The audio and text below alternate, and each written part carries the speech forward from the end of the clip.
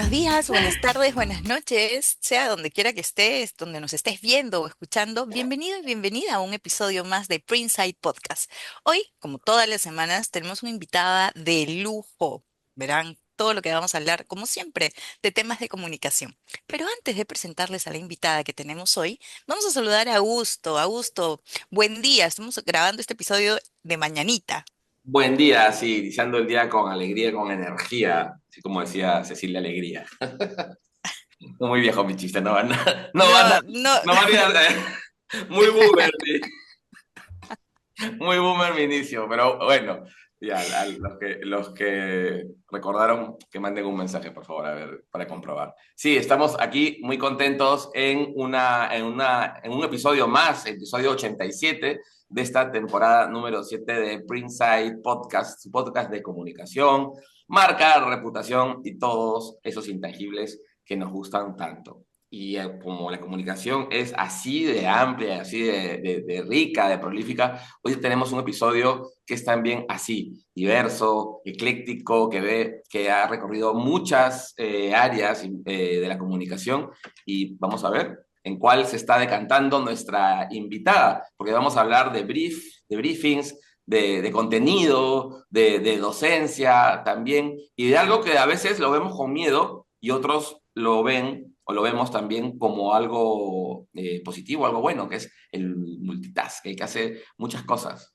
¿no? Vamos a ver qué nos cuenta nuestra invitada de hoy, que es Rosa Bonilla. Vamos a presentarla antes de comenzar a conversar con ella. Seguro que si ustedes nos escuchan desde Lima, Perú, Rosa Bonilla es un nombre que le suena de LinkedIn, que le suena de los medios, ¿no? Que le suena en contenido sobre gastronomía, sobre vinos, ¿no? Sobre lifestyle. Entonces, es interesante. Vamos a ver todas esas facetas de nuestra invitada. Pero antes vamos a conocerla un poquito más. Rosa Bonilla es directora de comunicación y sostenibilidad, tiene más de 18 años de experiencia en sectores como telecomunicaciones, seguros, salud, finanzas y educación. Además, en su trayectoria se ha caracterizado por convertir la comunicación en una herramienta estratégica para construir reputación, activar sostenibilidad y narrar el impacto empresarial con precisión editorial. ¿Sí? Rosa ha liderado áreas de comunicación corporativa, gestión de crisis y responsabilidad social, posicionando a organizaciones como referentes en confianza institucional. Entre sus logros destacan la estrategia comunicacional para la primera emisión de bonos de carbono de una empresa peruana. Interesante, marcando un hito en sostenibilidad y reputación. Además, ha posicionado a marcas en rankings como Merco, consolidando liderazgo y credibilidad, ¿no? Ha también reducido la huella de carbono en 30% anual mediante innovación sostenible, ¿no? Ha mejorado alrededor del 150% la experiencia de clientes con discapacidad a través de programas inclusivos y ha fortalecido el liderazgo empresarial en medios con mensajes clave y presencia pública. ¿Sí? Además de ese perfil ejecutivo, Rosa es creadora de contenido, ¿no? Especializada en vinos, bebidas, rituales gastronómicos, explorando el boom culinario peruano desde una mirada editorial, sensorial y estratégica. ¿Quién dice que el lado corporativo es aburrido? Miren este lado de Rosa. Además, en su escritura combina técnica, provocación, narrativa cultural, conectando el mundo del vino con el branding, la experiencia y el territorio. Además, otra faceta, Rosa es docente también en las escuelas de posgrado, ¿no? Y columnista en espacios especializados, comparte tendencias, buenas prácticas en reputación, sostenibilidad, comunicación PR, con una voz que mezcla rigor y visión crítica. Y además de todo eso, Rosa es nuestra invitada en este episodio en Prince Eye Podcast. Bienvenida, Rosa, ¿cómo estás? Muy bien, hola Maggie, Augusto, feliz de poder estar con ustedes, de compartir esta mañana, de empezar este día conversando con ustedes y ahora que dices todo eso que he hecho o que hago, yo misma digo, ¿en qué momento, no? Pero se logra, se logra. Estamos felices de tenerte aquí y al escuchar todo lo que ha dicho Augusto, hacer esa recapitulación de todo tu expertise dijo una palabra de esta exigencia que hay hoy en día de lo multitask. ¿Cómo haces para equilibrar estos roles como ejecutiva, docente, comunicadora, consultora, creadora de contenido? ¿Cómo se hace? no sé, o sea, de hecho, no sé si lo equilibro, no sé si llego a un equilibrio perfecto de algo, pero lo que sí he encontrado es una sincronía. O sea, sí he logrado sincronizar digamos, los roles, ¿no? Creo que principalmente a partir del propósito que me mueve. Entonces, por ejemplo, lo que me pasa cuando enseñar me obliga a estar actualizada permanentemente. Lo que me pasa cuando escribir me ordena el pensamiento, me ordena las ideas, me ayuda a sistematizar todo lo que quiero decir, inclusive lo que quiero hacer en el día. Entonces, sí hay una convergencia de todo. Y el tema de la consultoría, claro, estando dentro de una gran corporación, te da mucha estructura, mucha disciplina, y estando fuera de una corporación desde la consultoría, me hace pisar tierra. O sea, este es el negocio, eso es a donde vamos, y los objetivos de comunicación, si no están alineados a los objetivos de negocio, hay problemas. Entonces, creo que este multitask tiene un hilo conductor y, y no sé si lo equilibre, lo vuelvo a decir porque quién sabe, pero sí siento que hay una sincronía y hay un propósito que puede unir, ¿no? Todo este mundo de tantas cosas que tienen lo mismo al final para mí. Me gusta cómo lo has explicado. Rosa, mencionabas, bueno, mejor dicho, me olvidé de mencionar en tu bio algo fundamental que es tu propósito, ¿no? Como lo has declarado, que es ayudar a las organizaciones a alcanzar sus metas mediante una comunicación efectiva y prácticas sostenibles que generen valor real para el negocio, la cultura y la sociedad. Mi pregunta va por el lado de generar valor. Nosotros lo tenemos seguramente claro y quienes trabajamos en el sector, pero muchas veces, y no sé, contablemente, comunicación, marketing y todas esas cosas van al gasto, pues, ¿no? Y muchas veces también al momento de crisis o de turbulencias, pues uno de los primeros presupuestos que vuelan, ¿no? En las corporaciones o empresas Ujú. es comunicación, ¿no? Desde tu posición y en estos años, ¿cómo has manejado el hecho de hacer entender a tus clientes o a las empresas donde has trabajado que la comunicación efectivamente genera valor al negocio? Bueno, de entrada no me creían, ¿no? O sea, obviamente, de entrada es bien retador que te digan, a ver, o sea, ¿qué pasó? Entonces, la vieja confiable es tomar estudios que avalen que en efecto hay un intangible que tiene que ver con la reputación, que puede motivar el 80% de la intención de la compra y por suerte tenemos antecesores que lo tienen estudiado y lo tienen sistematizado y lo tienen convertido en una evidencia. Entonces, a veces el punto de entrada es, mira lo que ha pasado con este estudio, mira lo que dice McKinsey, mira lo que dice Edelman, mira lo que dice, no sé, pues antiguamente el RepTrack y actualmente Merco, etcétera. Entonces, le podemos enseñar un montón de evidencia externa a quien esté todavía un poco no convencido de la importancia de una comunicación estructurada y estratégica que acompaña al negocio o una situación particular del negocio, que es casi siempre para lo que nos llaman como bomberos. Entonces, lo siguiente es demostrarle con el resultado, ¿no? Entonces, a veces es un salto de fe de quien confía en uno para liderar o para comandar una campaña o una estrategia. A mí me da pena cuando me contratan para campañas porque no veo la estrategia, ¿no? Siempre mil veces voy a preferir mirar desde la estrategia, desde el punto cero, desde el corazoncito. Sin embargo, sucede. Y lo otro que a mí me sorprendió, y esto es algo que quizá me pueda traer problemas contarlo, pero yo he sido plenamente consciente de que una empresa B, no voy a decir cuál, pero una empresa B en cierto aspecto hacía las cosas mejor que en la empresa en la que yo estaba. Pero yo salía más arriba de los rankings porque yo lo comunicaba mejor. O sea, yo como organización. Entonces, Eso también era una evidencia de que, porque yo era plenamente consciente, se lo decía a mis superiores, inclusive se lo decía a los amigos que lideraban eso en particular en la empresa B, y digo, tú lo haces mejor que yo. Y no entiendo por qué estás segundo, pero en el ranking de percepción, ¿no? Entonces, sí, o sea, sí existe la evidencia, sí la podemos vivir, la podemos presentar, pero en muchos casos al inicio es un salto de fe de las personas que todavía no están convencidas o convencidos de que esto no solamente aporta, sino que es como que una pata estructural de una estrategia comercial, de una estrategia de creación, de potenciamiento, de apuntalamiento de los atributos de la marca, ¿no? Hablemos de eso, de estrategia, ¿no? Porque se crean muchos mitos alrededor de la comunicación, ¿no? Que la comunicación solo es son solo cuestiones operativas, o que los comunicadores estamos todo el tiempo leyendo briefs y en un proceso creativo constante, ¿no? Y no vamos a la acción a diseñar estas estrategias, ¿no? Y dentro de tu experiencia también sabemos que eres experta en temas de sostenibilidad. ¿Y cómo se logra que la sostenibilidad no solamente sea un discurso que adoptan las empresas, sino que son parte de una estrategia real de la empresa?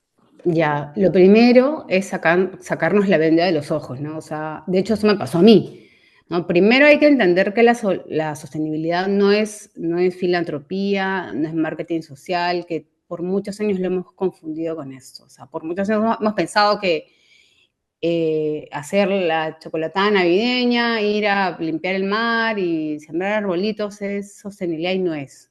Tiene otros nombres, tiene otras etiquetas, es positivo, pero los indicadores no están en la playa, no están en los arbolitos, no están en el medio ambiente. Los indicadores de esas actividades están en la persona. ¿Qué habilidades desarrolla la persona? ¿Cómo la persona se hace consciente de todo el plástico de un solo uso que encuentra en el mar? ¿Cómo la persona se hace consciente de lo complicado que es reforestar? ¿Cómo la persona entiende que no todas las personas tienen un inodoro en casa, por ejemplo? O sea, es en la persona, es el indicador que se debe generar o que se debe mover o que se debe buscar crear. La sostenibilidad es principalmente es cómo generas valor económico, o sea, cómo haces plata, cómo haces que tu negocio crezca en términos de negocio, pero al mismo tiempo en términos sociales y ambientales. ¿Eso qué quiere decir? O sea, voy a seguir haciendo plata, pero de una manera diferente. Y esa manera diferente me va a obligar a mí a revisar qué estoy haciendo con mis residuos, cómo lo estoy gestionando, cómo estoy gestionando todo mi proceso energético, ¿es sostenible, no es sostenible? ¿Puedo mejorarlo? Que además también me va a generar ahorros. ¿Cómo estoy tratando a las personas que trabajan en la organización? ¿Cómo estoy tratando a las personas a las que atiendo? ¿Cómo estoy tratando a la sociedad? Mi discurso es respetuoso con todos y con todas. Entonces, es eso es sostenibilidad. Es, oye, voy a seguir, tengo que encontrar mi sostenibilidad económica, pero no puedo permitirme perder de vista mi impacto social y mi impacto ambiental dentro de mi operación regular de negocio. No tengo que irme a la playa a sembrar arbolitos, o sea, eso es lindo, o sea, qué lindo sería que todas las empresas lo puedan seguir haciendo, pero el punto de partida, si me dicen sostenibilidad, es adentro de tu casa, primero arregla la cuestión y luego ya salimos bonitos y ya podemos hacer todo lo demás, o en paralelo, pero entendiendo que eso va en otra cajita, ¿no? Que son otros indicadores, que se persiguen otros objetivos con esas acciones. Eso más o menos, espero que se entienda. ¿Se entiende bastante bien? Claro que sí, Seguro. comenzar, o sea, el cambio, generarlo desde adentro y desde tu entorno más cercano, que viene a ser pues tu propia comunidad dentro de la empresa, ¿no? Ya sea chiquita Claro, o ya sea grande, ¿no? Con sí. los Y famosos te stakeholders enteras, internos. exacto, y te enteras que al final la persona, la primera persona de una organización a la que hay que convencer para empezar a transformar procesos para que sean más sostenibles es el CFO, es el de finanzas, el financiero, el de planeamiento. A él le tienes que convencer de que esto va a mejorar la eficiencia, que te va a reducir riesgos y si tienes al costado al de GDH, RH, todos los Hs de humano, se va a dar cuenta de que atrae talento. o sea, también atrae talento, porque ya deja de ser un discurso bonito para la foto y se convierte realmente en una estrategia de negocio y tienes que ir a evangelizar a todas las áreas, ¿no? O sea, que lo que siempre decimos lo de SOSTE es, ojalá no exista un área de sostenibilidad, ojalá llegue un punto en el que ya no sea necesario un equipo de sostenibilidad porque debería estar completamente en el chip de todas las cabezas de todas las personas dentro de la organización y ya está. Y todos tener indicadores que no sean nuevos, sino que dentro de tus indicadores de negocio esté inserto así por defecto el impacto social, el impacto ambiental. ¿No? Obviamente el económico es el primero. Que sea parte de la cultura corporativa, ¿verdad? Así es, Y así de la es. estrategia en sí de la marca. Rosa, y en ese sentido de tu trabajo en sostenibilidad, ¿cómo fue gestionar la estrategia comunicacional de esa primera emisión de bonos de carbono en el Perú? ¿No? Que de hecho, imagino que fue un hito. Cómo lo gestionaste? Ya, voy a mencionar la empresa porque para mí fue un golazo que le hiciera, fue en Pacífico. En esa época el gerente general tenía una visión muy, muy avanzada de lo que era sostenibilidad, de lo que era responsabilidad social, de verdad. Y yo en esa época, para mí fue muy, muy especial porque yo no sabía nada. O sea, ¿Qué año yo fue, perdón? era, yo, ajá, ¿cómo? ¿En qué año fue? En el 2011. Ya. En el 2011, pues no se hablaba de sostenibilidad en el Perú, no se hablaba de responsabilidad social, o se le ponía la etiqueta de responsabilidad social Ujú. a los voluntariados. Entonces, yo no sabía nada, o sea, lo tengo que decir. Yo era comunicaciones corporativas, PR, yo me encargaba de convocar a todos los medios, de hacer la estrategia, toda la cuestión interna, externa, pero en RSE o en sostenibilidad, cero. Entonces, yo ahí aprendí. Ahí fue, ese fue mi primer, como que mi primera piedra, y después ya me tomé algunos cursos, y dentro del máster también desarrollé el tema, pero en ese momento yo no sabía nada. Entonces, quería entender, ¿por qué estamos haciendo esto? ¿Para qué sirve la emisión de bonos de carbono? Ah, ok, ya entendí. Entonces estamos gestionando la huella de carbono de Pacífico. O sea, claro, estamos gestionando la huella de carbono porque te acuerdas que vendemos un seguro vehicular y yo sí, claro, entonces el seguro vehicular le vamos a trasladar el beneficio al cliente de que tenga, que sea carbono neutral. Y yo, ¿qué? Me rompía la cabeza, no entendía nada.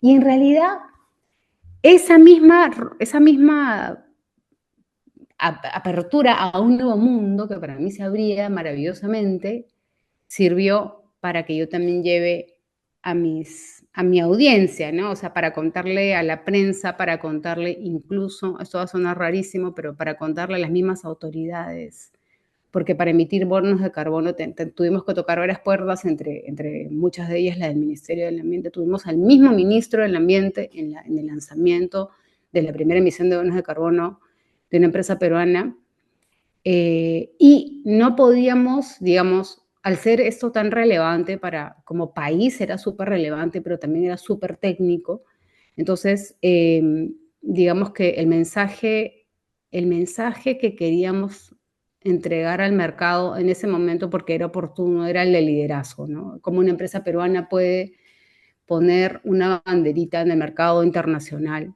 de carbono, ¿no? Y hacerlo con rigor, hacerlo con visión, y el reto era unir o hacer que converjan tres lenguajes, ¿no? El financiero, el ambiental y el ciudadano.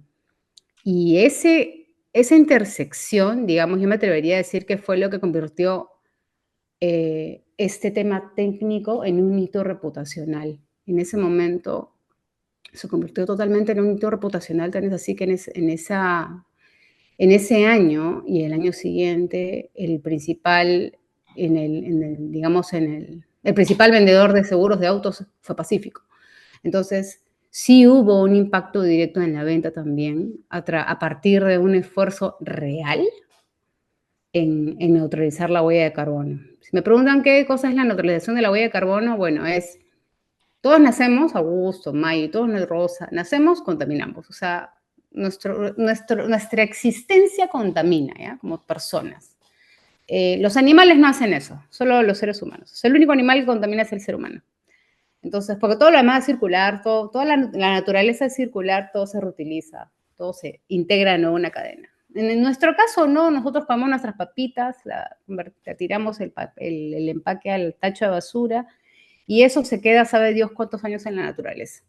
Respiramos, prendemos la luz, abrimos el agua, en todo momento estamos contaminando, ¿ya? Entonces, la gestión de la huella de carbono empieza por medir cuánto contamino. Entonces, ya, ese es ¿no? Estos son mis toneladas métricas de carbono, ¿no? Mis kilos, mis puntos de contaminación. Entonces, lo primero que hay que hacer es gestionar esto que estoy haciendo. Ya, ¿cómo hago para contaminar menos? Ya, entonces, no sé, pues Augusto se iba todos los días a comer parrilla. Entonces, Augusto dice, ya, como sé que comer carne de vaca hace que yo haga crecer mi huella de carbono, voy a comer 2 veces a la semana nomás. Ya, bestia, 2 veces a la semana nada más. Y con esa sola acción ya redujo la huella de carbono, porque siempre hay que elegir las batallas en base a lo que se pueda manejar en ese momento. Entonces ya con esa reducción, Augusto dice, ahora voy a neutralizar mi huella de carbono. Como ya no puedo reducir más, porque toda mi huella de carbono era porque soy carnívoro, ya no puedo reducir más, entonces voy a compensar. Entonces, ¿qué hago? Puedo ir a comprar bonos de carbono o puedo ir a hacer, digamos, hay varios vehículos y maneras para que versus lo que tú pagas se le pueda pagar, por ejemplo, a científicos para que atiendan la fauna y flora en Bahuaja-Sonene, en Tambopata, en varios, digamos, espacios de protección ambiental o reservas naturales que promuevan que haya más agua en el planeta. En síntesis, más o menos eso. Y eso es ser carbono neutral, que no es lo mismo que net cero, que es otra historia, otro día son los cuantos, porque es un poco más largo, pero la carbono neutralidad es algo a lo que deberíamos apuntar todos, aunque no lleguemos a hacerlo, porque eso nos obliga a reducir todo lo que podamos, y siempre se puede reducir algo. Por ejemplo, en mi caso, que yo era pucha trapera, ropa, me compraba una gran cantidad de ropa, entendí que, o sea, la ropa la industria de textil es la séptima más contaminante, es absolutamente sedienta, y que en un país con crisis hídrica es una locura. Entonces, vamos aprendiendo y eligiendo batallas también. Me encanta cómo lo has explicado, ¿no? Como un tema tan técnico, la labor del comunicador es esto. Si no lo habíamos ejemplificado, acá está Rosa nos ha hecho el favor de ejemplificar un tema tan técnico. Lo primero que ha hecho es rápidamente seleccionar y identificar sus stakeholders, a quién le quiero comunicar y trasladar eso a un mensaje simple y explicar algo tan complejo como el tema de los bonos de carbono y cómo se linkea con el tema de la reputación, aquí a nuestra audiencia. Ha sido realmente muy ilustrativo, ¿no? Porque existe mucha desinformación alrededor del tema, ¿no? Y entonces, como tú dices, en una empresa juegan eh, muchas áreas en el tema de, por ejemplo, de la sostenibilidad y de los bonos de carbono, pero ¿qué hace el comunicador exactamente? Y hace esto que has hecho tú, ¿no? Bajar esa información y decodificarla y hacerla fácil de entender finalmente. Así es, así es. Creo que ese es un reto para todos, para todas. Y hay empresas que lo hacen muy bien, de hecho. Hay empresas que lo hacen muy bien y hay otras que todavía se ponen un poco tímidas, aunque por defecto hagan las cosas pensando en su impacto ambiental, por ejemplo, ¿no? Como la minería legal. Siempre es importante hacer la separación, ¿no? Entonces sí, hay mucho por seguir explorando. Dime una palabra, lo importante, a ver si me ayudas, Rosa. Lo contrario al greenwashing, ¿no? Que el greenwashing son estas campañas que buscan posicionar a alguna marca, empresa como El sostenible hashing, y que al final son más que nada, son campañas, ¿no? Y claro. lo Lo contrario, contrario es el green hashing. hashing, eso es, el green hashing. Claro, de Sí, callarse, ¿no? Y lo que sí. comentabas de la empresa esta que también hacía cosas buenas, pero que no las comunicaba bien, ¿no? La importancia de comunicar, porque si, podemos ser los mejores del mundo, pero si nuestras audiencias y nuestros stakeholders no lo conocen, pues en realidad nuestro impacto se va a reducir, ¿no? Te has topado con marcas que estén en esta situación del green hashing o de no callar o no comunicar todo lo bueno que hacen por temor o por X razones? Sí. O sea, de hecho, la industria minera, no por callar por callar, sino porque sienten, lo que pasa es que la minería en particular, la extractiva, tiene un rigor diferente de las demás industrias, que es el estudio de impacto ambiental. Es decir, ellos de entrada firman como que un contrato para hacer las cosas de tal manera que sean lo menor impactantes al medio ambiente. Entonces tienen un montón de prácticas alucinantes y no las comunican porque dicen, no, es que está en mi contrato. O sea, yo estoy obligado a convertir el agua de mar en agua potable para mi asentamiento minero y para la población. Yo me he comprometido con eso.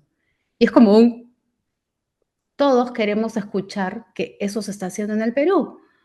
Todos queremos saber que así sea parte de tu compromiso con la concesión minera, esto lo queremos escuchar, esto lo queremos ver, porque queremos saber qué se hace. Yo no sabía qué se hacía en ese momento, no es como yo no sabía qué se hacía, que podías pues, desalinizar el agua de mar, potabilizarla y hacerte, digamos, de tu propia agua y así no sumar al estrés hídrico que tenemos. Entonces, hay muchas prácticas súper buenas que no las comunican porque creen que como es obligatorio no tengo por qué comunicarla. Y eso fue lo que yo descubrí en el sector de minería para aplicarlo en el sector de telecomunicaciones. Todas las empresas de telecomunicaciones, bueno, los operadores, por importar equipos móviles, tenemos la obligación de reciclar un porcentaje de todo el material que importamos en peso, ¿no? Entonces, tenemos un manual, le tenemos que rendir cuentas al MINAM y nadie lo comunicaba. Entonces dije, oye, igual tenemos que comunicarlo porque queremos que más personas se sumen al proceso del reciclaje con sus aparatos, con sus cables, voy a ir a su casa, todos, que ese cajón que tienes ahí a gusto en tu casa, que tienes tu mail, donde crees que va a revivir tu iPhone ¿no? del año 80, no sé, no existía del 80, pero bueno, ¿qué importa? Era mi iPhone chiste. 3, iPhone Entonces, 3. crees que va a revivir, se lo vas a dar a alguien, va a volver a funcionar. No sé por qué hay una obsesión, una fijación con ese cajón donde están esas cosas, ¿no? Entonces, era eso, ir a decirle a la gente, saca el cable del cajón, saca el celular viejo del cajón y pónmelo acá que yo me voy a encargar de reciclarlo. Entonces, era necesario hacer la campaña. Y claro, el del costado me decía, pero ¿por qué? Si es obligatorio, todos lo tenemos que hacer. Sí, pero yo necesito hacer volumen, porque tengo que cumplir con mi meta para el MINAM. Ah, ok, entonces sí, y todos hay que empezar a hacerlo. Y ellos lo hicieron mucho mejor, de hecho, o sea, lo que era la campaña, pero aún así se quedaban cortos en comunicar y claro, nosotros le metimos mucha fuerza a la comunicación y era comunicación orgánica, porque nunca me dieron ni 10 céntimos para hacer publicidad. El equipo de marketing no me cedió ni 10 céntimos para hacer más, o sea, tiene el mérito de lo orgánico, por lo menos, y de las alianzas, por supuesto, ¿no? Los aliados son clave. Mira, no por algo el Objetivo de Desarrollo Sostenible número 17 es, haz aliados. O sea, ¿quieres lograr un objetivo? Haz aliados. O sea, es el único Objetivo de Desarrollo Sostenible que es el cómo para lograr todos los demás. El único, y lo metieron ahí. Este es un objetivo. Sí, juntos hacemos más, o sea, tal cual.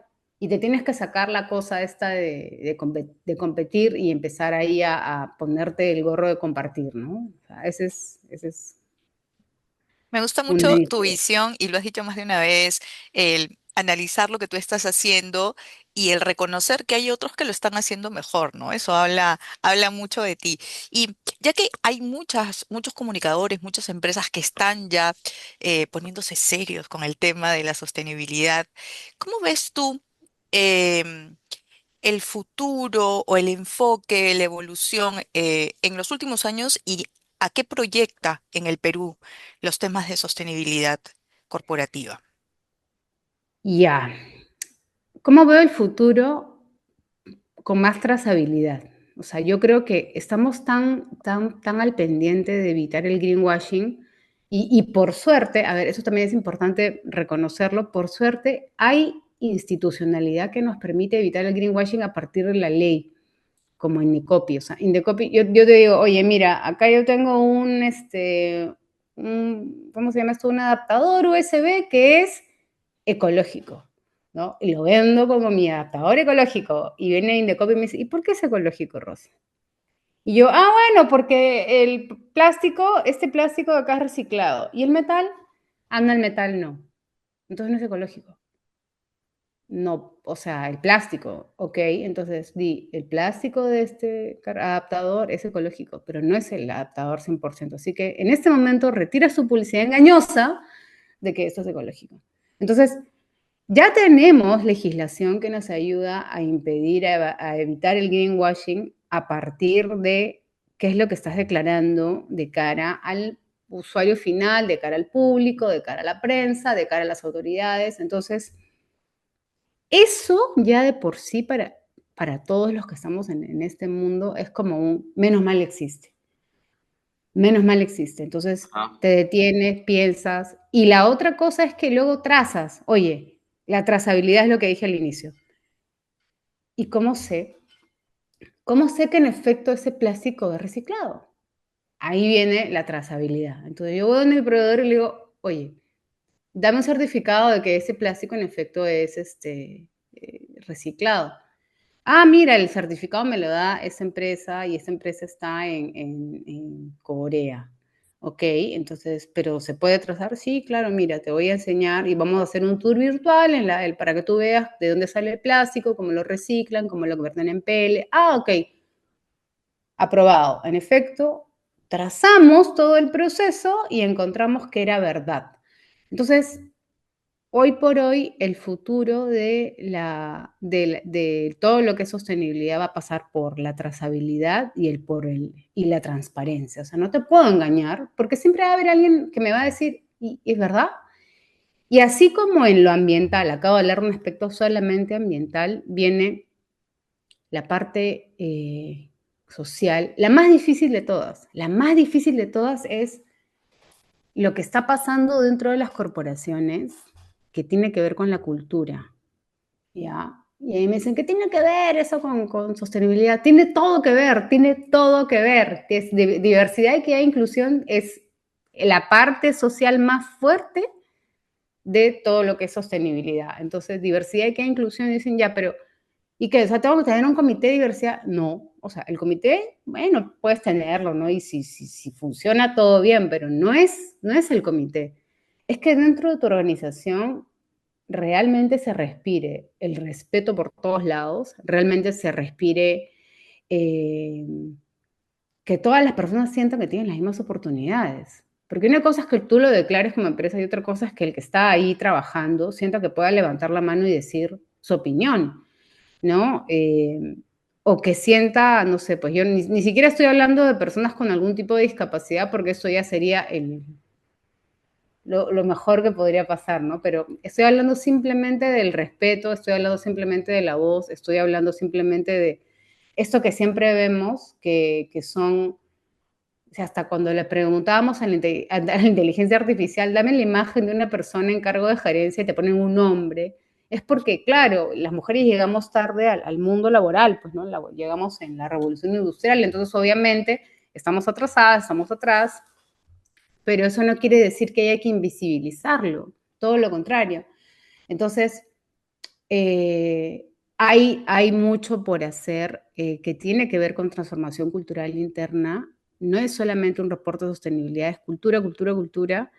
Y te vas dando cuenta de que cuando integras y tienes una cultura responsable, sostenible, tu índice de rotación cae, entonces no tienes esa salida de plata invisible que antes tenías y tu productividad se incrementa y tu atención al cliente, tu calidad también se incrementa. O sea, al final es una decisión estratégica. Al final no es, ay, qué lindo ya para la foto y me pinto de colores en el mes de junio y luego y todo sigue igual, ¿no? Entonces sí hay un tema cultural interno súper importante vinculado estrechamente a sostenibilidad, súper importante. No es un trend, como algunas Tomen, empresas creen. tomen Pucha, nota de estas cosas que está diciendo Rosa porque son súper valiosas.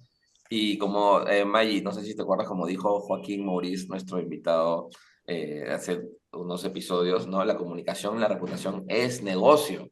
¿no? Es negocio. Entonces, claro, la cultura sostenible, mayor productividad, mayor rentabilidad, pero Rosa está diciendo algo súper, súper claro. Está diciendo una cultura sostenible que genera mayor productividad y mayor rentabilidad, ¿no? En la empresa. ¿Quién es el responsable, el área responsable de hacer que toda la organización pues esté alineada y que entienda esto, esta parte estratégica, pues es comunicación, ¿no? Una vez más, llegamos a que la comunicación es ese hilo conductor, esa línea que atraviesa, que es transversal a toda la organización y que justamente sirve para estas cosas que Rosa, nuestra invitada, está diciendo en este episodio. Así que por favor, tomen nota, especialmente aquellos que todavía no entienden muy bien cómo funciona la comunicación dentro de las organizaciones. Ahora sí, perdonen la interrupción. No, está muy bien, está muy bien. Y bueno, está súper interesante todo el tema de la sostenibilidad y de la reputación y de la comunicación. Y la comunicación requiere, según nos ha confirmado el expertise de Rosa, a profesionales polivalentes, ¿no? Y Rosa, además de ser una experta en temas de sostenibilidad, hace consultorías independientes, pero además crea contenido. Y aquí hay un salto interesante, ¿no? Crea contenido de rituales gastronómicos, de vino. Cuéntanos un poquito, por favor, cómo amalgamas ese tema. A ver, yo creo que es desde el mismo lugar del que parte la comunicación, ¿no? O sea, todos los comunicadores tenemos una infinita curiosidad, ¿no? Creo yo, creo que es algo inherente a los comunicadores. Y debiera ser inherente a todas las profesiones, pero en particular el comunicador, la comunicadora, abunda en curiosidad. Entonces, yo siempre desde chica he tenido mucha curiosidad por los sentidos, ¿no? Era la niña la que llamaba la atención porque agarraba lo que comía y lo olía antes de comerlo, que es una conducta completamente de Homo sapiens sapiens, o sea, es algo completamente natural. Y decía, no se huele la comida, y es como, pero tengo que, no podía evitarlo, entonces olía todo. Entonces en mi cerebro había un Excel de todos los olores, los sabores, las texturas. Eh, Acompañaba a mi papá al mercado, que él sabía muy bien, tenía sus caseros y me enseñó a elegir la fruta. Claro, en esa época no habían tantos supermercados como ahora, entonces todo era mercado. La cultura de mercado para mí es maravillosa porque te enseña mucho incluso de la persona que te está vendiendo el producto y de dónde traen las cosas. Entonces aprendes un poco de trazabilidad sin darte cuenta. Entonces era olfatear la fruta, elegir la verdura y todo eso se convierte en un despertar de los sentidos, ¿no? Y ya cuando eres más grande y ya puedes tomar el vino viene a ser una forma de contar historias. O sea, el vino de por sí, a través del tiempo, puedes hablar a través del clima, puedes hablar a través del territorio, de la zona, del lugar, de la altura, de si está cerca del mar, si está cerca de los volcanes, y vas a encontrar una historia siempre. O sea, siempre hay una historia detrás de una etiqueta. Y claro, obviamente, en mi caso, yo empecé escribiendo por placer, miento. Mi primera experiencia como periodista fue en la revista Caretas hace muchos años y escribía sobre política y no era por placer, claramente. Entonces escribía y sufría, digamos. Era muy joven y quería que el Perú sea bueno, que cambie, quería salvar en mi país y claramente me estrellé. Entonces, nunca perdí la pasión por escribir y retomar escribir para escribir por placer fue lo que me llevó a encaminarme por este lado, ¿no? Y encontré, y de hecho encontré un montón de metáforas lindas para branding a partir del mundo del vino. Es muy loco eso, pero... ¿Y por qué hablo primero de vino y luego gastronomía? Porque en el Perú la cuestión, el consumo de vino se incrementó a partir del boom gastronómico, porque una cosa es acompañar una comida muy compleja con una gaseosa y otra es acompañarla con una bebida de igual complejidad. Entonces empezó a cambiar todo el ecosistema, absolutamente todo. más sommeliers, hay muchos más, inclusive productores de vino peruano. Hay una nueva tendencia de vino hecho con uva que normalmente servía para hacer pisco. Entonces, la historia también ha cambiado en términos del mundo del vino y finalmente, y no por ello menos importante, sino súper importante, es que hay una nueva cultura de moderación. O sea, y hay hasta esta tendencia de tomar bebidas sin alcohol que vienen en envases de bebidas con alcohol. O sea, yo digo eso porque, o sea, te puedes ir a tomar una Coca-Cola, ¿no? Pero es tan fuerte, o era tan fuerte antes la presión social por tomar alcohol en un entorno social, vale la redundancia, que ahora te dan sin alcohol, pero en la misma lata, mismo sabor, y tal cual, o sea, es una cerveza a la que le quitan el alcohol, es un vino al que le quitan el alcohol, porque es parte de un engranaje social, ¿no? Es un, como digo yo, un lubricante social el alcohol, y la bebida desalcoholizada lo sigue siendo, ¿no? Entonces sí, hay bastante por contar, es un mundo infinito y hay mucho por contar. O sea, de hecho, la parte más fascinante de cada etiqueta de vino es que te puedes enterar de la vida de la familia que lo ha hecho, porque es parte del proceso, ¿no? Es así.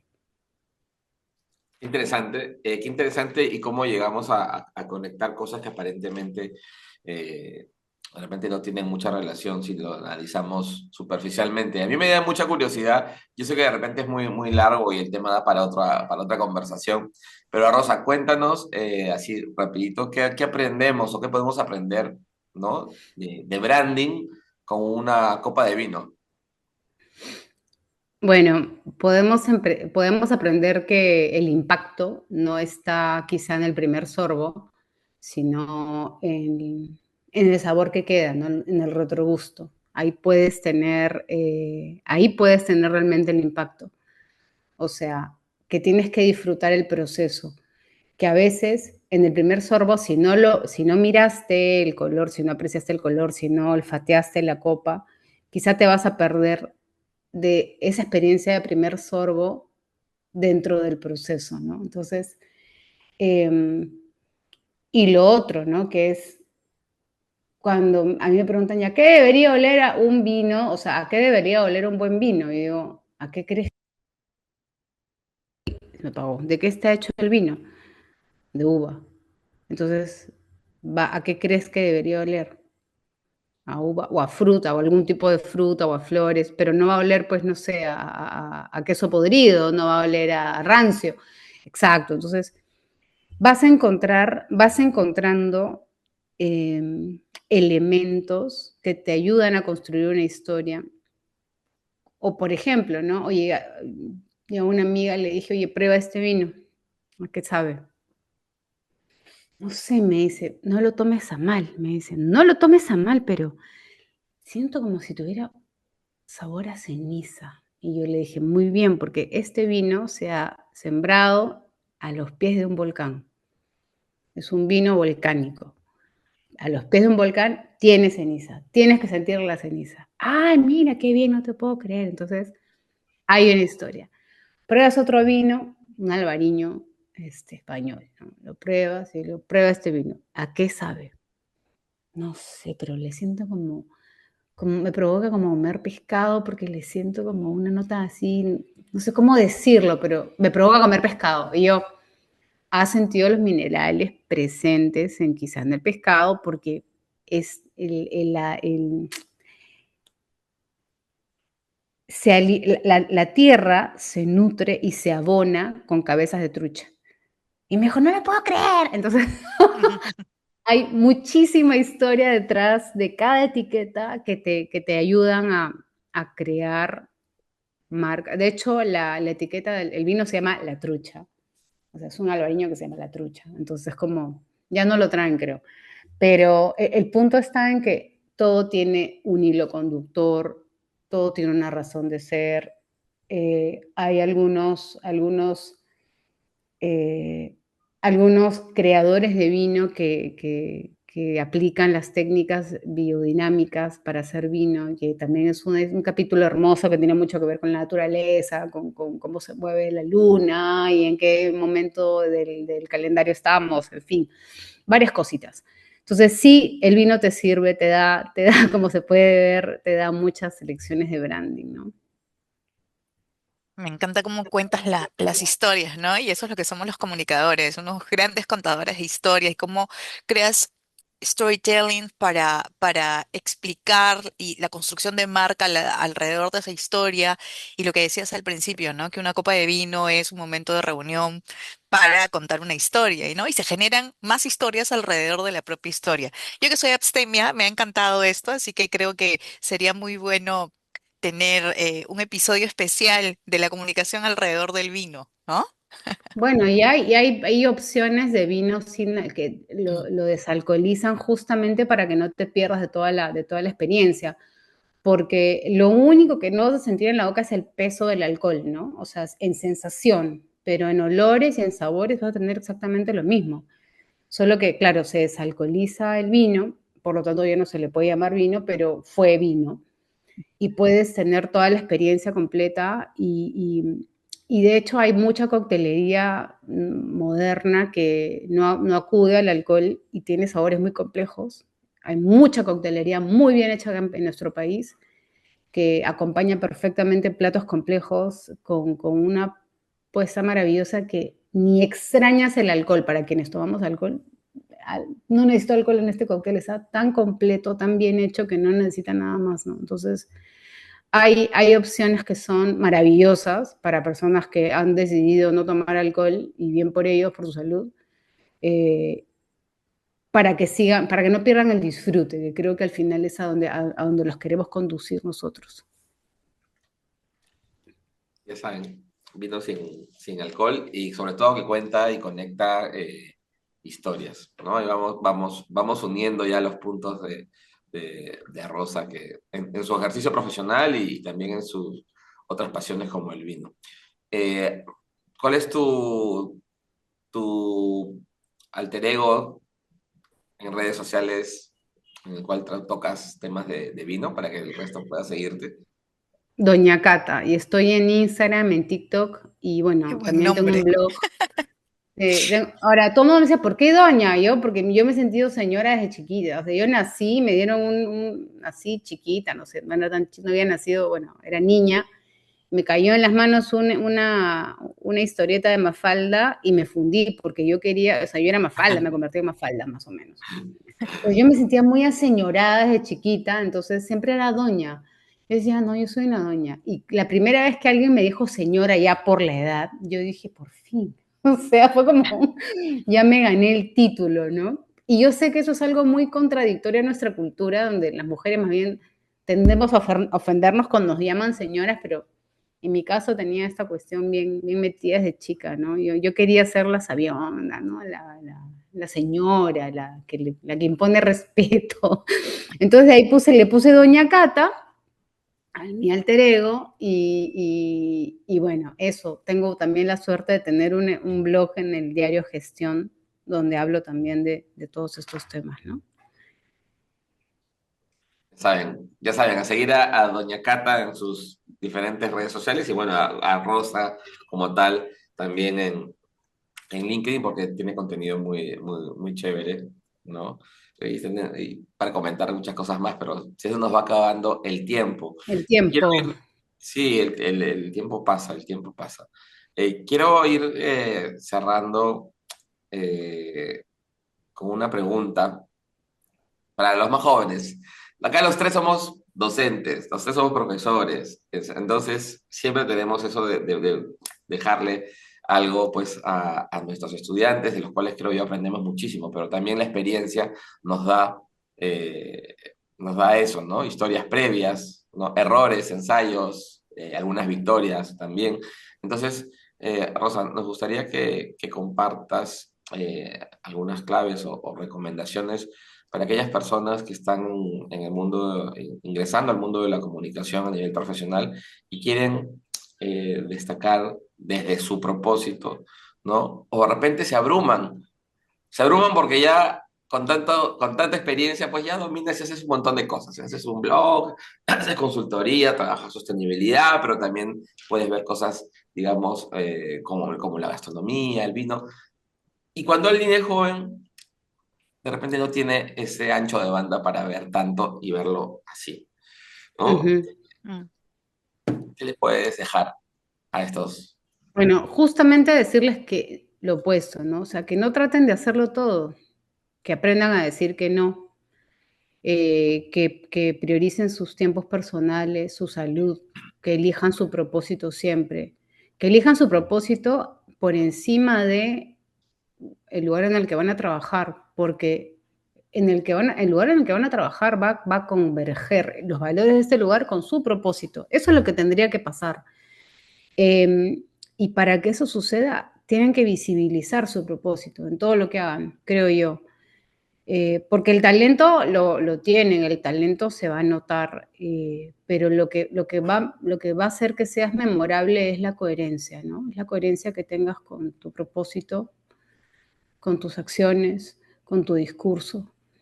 Y no hay que confundir visibilidad con impacto tampoco, ¿no? O sea, lo ideal sería tener impacto y tener visibilidad, pero no hay que confundirlo. A veces no todo lo que brilla es oro y a veces hay oro que hay que limpiarlo un poquito, pulirlo y ponerle un lacito para mostrarlo porque es necesario, ¿no? Pensaría que esas serían o sea, todo lo opuesto. No traten de hacerlo todo. No traten Bueno, de pero hacerlo todo. eso que has dicho sirve para empresas y sirve para personas también. Eso creo, así es, así es. Nos ha encantado, Rosa, tenerte por aquí y tenemos una charla pendiente de todas las historias que se gestan alrededor del vino. A mí me ha llamado mucho la atención toda esa propuesta, así que vamos a invitarte para un próximo episodio para hablar, alrededor de una copa de vino. Yo tomaré un vino sin alcohol y ustedes, por supuesto, uno completo, tradicional, Un full, un full. un full. Oh, oh.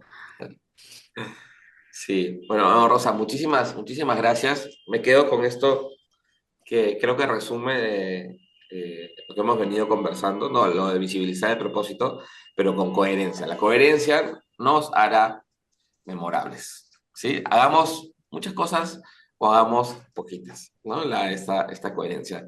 Y que es fundamental, también es uno de los pilares de la reputación corporativa o personal, que es de lo que tanto hablamos. Así que vamos a seguir haciendo esfuerzos por ser y mantener nuestra coherencia. Y eso quiere decir que ya nos acercamos también a nuestro episodio 100. Vamos avanzando así coherentemente y consistentemente en este podcast, Prince Eye Podcast, su espacio de comunicación, intangibles, marcas, vinos. Ahora hemos incorporado otra narrativa. Así que estamos muy contentos de haberte tenido, Rosa, y muy contentos también y agradecidos por la generosidad con la que has compartido tus experiencias. Espero que les haya gustado este episodio a nuestros oyentes o a nuestra comunidad oyentes. Estoy allá con mucho respeto. Bueno, Rosa, muchísimas gracias y gracias a todos por acompañarnos en este episodio más de Prince Podcast. Nos vemos. Gracias, gracias, Rosa. Chao. Chao.